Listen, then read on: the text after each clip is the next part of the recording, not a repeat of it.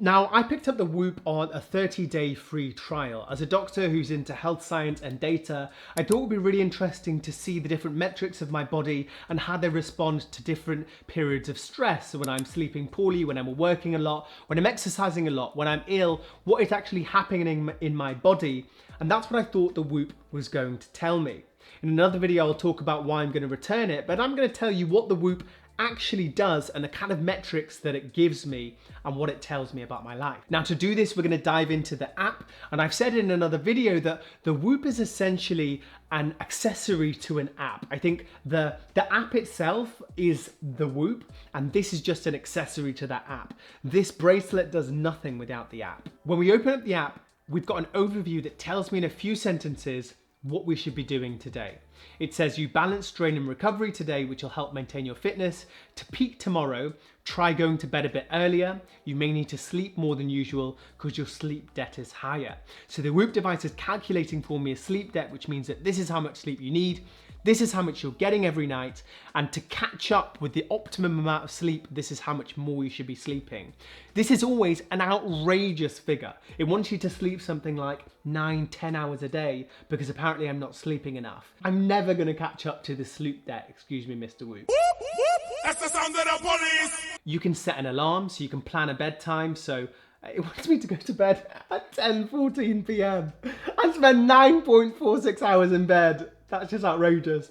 You can set an alarm between 7 and 8, which is what I've done. And I basically said, just tap me on the wrist at some time between these times when you think it's a good time to get up. It's got a health monitor that basically says, right now, this second, how is my body doing? My respiratory or breathing rate is normal. My heart rate is normal. My heart rate variability is normal. My oxygen levels are normal. My temperature is normal.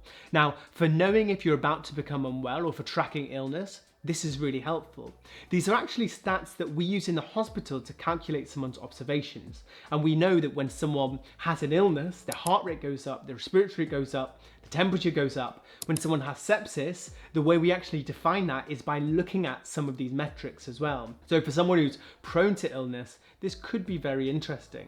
I did an exercise today, and it's going to tell me which zone my heart rate was in during these exercise levels, how many calories I burned, what my max heart rate was, and the duration of that exercise as well. Now, the second tab at the top is sleep. Now, sleep performance is something that I was really interested in before getting this device.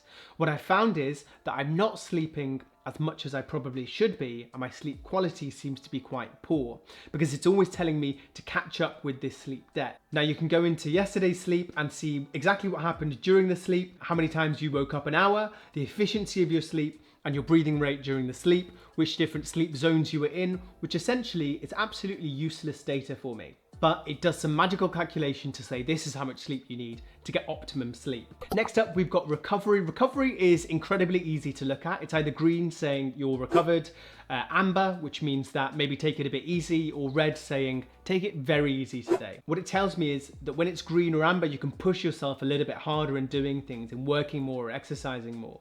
And it's using all of these metrics that we were looking at before, like heart rate variability, respiratory rate, and so on, to calculate a score of recovery. And then you get a fancy little graph showing you what your recovery was like over the past 7 days. I felt pretty much the same every day over the past 7 days, so read into this what you will. Interestingly, when I caught COVID, when I first got the Whoop device, these metrics went absolutely mad. I'll upload a whole short about this, but my respiratory rate went up, my heart rate went up, my heart rate variability went down, which is bad, and that recovery score was red. So clearly it is monitoring and it knows the stress on the body, but I also felt terrible in that time, so my body was telling me that anyway. Finally, you have your strain. Now, strain tells you how hard you've worked that day. Today, it's basically told me that I've worked too hard, or I'm working very hard, and that I should be taking it easy now for the rest of the day. I did do 2 workouts, I've recorded a few videos. These are obviously higher stress things in my day. And underneath this, it tells me how many calories I've burned through these days as well, which I guess is going to help me with my nutrition. The other tabs at the bottom are a coaching tab. So the coaching tab is if you've been inputting things into the diary. So every single day you get a diary that pops up basically talking about your day before. It tells you, have you had caffeinated drinks? Have you had alcohol? Did you share your bed? How have you felt today? And so on. And what you can then do is you can, over time, use that data and compare it to your recovery. And you can basically say, well, these things are helping recovery, these things aren't helping recovery, and you can tailor what you're doing.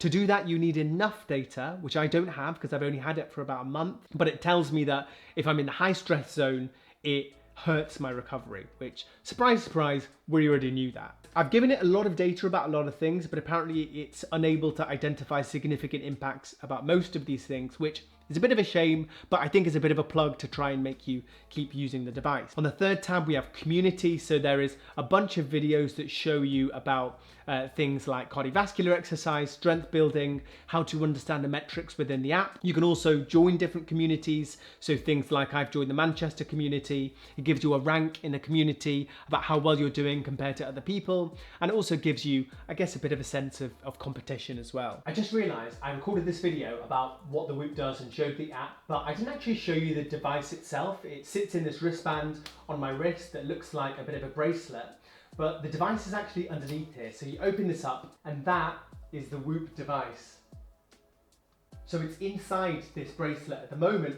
There's a bunch of other ones you can get. You can get bicep strap, you can get some straps that go within clothes. Oh, and also it charges like this. So you've got this little charging unit here, which you slide onto the Whoop, and there you go. That's a bit of an overview about what the Whoop does, what the app looks like. If you want to know more about the Whoop in general and about why I'm returning it, you can check out this video here. Take care, guys. Subscribe if you're new, because this channel definitely needs it. It is also very new. And I'll see you in the next one.